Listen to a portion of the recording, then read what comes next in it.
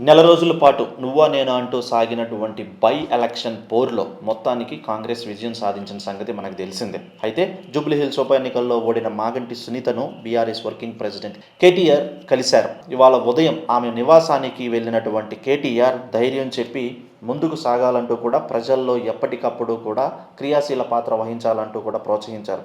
రాజకీయాల్లో గెలుపోటములు సహజం. అలాగని చెప్పేసి కుంగిపోవటం లేకపోతే నిరుత్సాహపడటం జరగకూడదు. ఎప్పుడూ కూడా ప్రజల్లో ఉంటూనే ప్రతిపక్ష పాత్రను సక్సెస్ఫుల్గా నిర్వహించాలంటూ కూడా ఆమెకు సూచనలు చేశారు. అలాగే ఎన్నికల్లో సునీతతో పాటు తన పిల్లలు కూడా ప్రచార స్ఫూర్తిని ఎంచుకొని తండ్రి కోసం చేసినటువంటి ప్రచారాన్ని గుర్తు చేసుకొని వారిని అభినందించారు. ఇదే స్ఫూర్తితో ముందుకు సాగాలంటూ కూడా కుటుంబ సభ్యులందరికీ కూడా ఒక ధైర్యాన్ని, భరోసాన్ని ఇస్తూ ప్రజలతోనే ఉండాలంటూ ప్రజల కష్టాలను అలాగే నియోజకవర్గ అభివృద్ధికి సంబంధించినటువంటి ఎటువంటి విషయంలో అయినా సరే వెనక్కి తగ్గేదే ఉండకూడదంటూ ప్రభుత్వాన్ని నిలదీస్తూ పోరాటం చేస్తూనే ఉండాలంటూ కుటుంబ సభ్యులకి ధైర్యాన్ని ఇచ్చారు.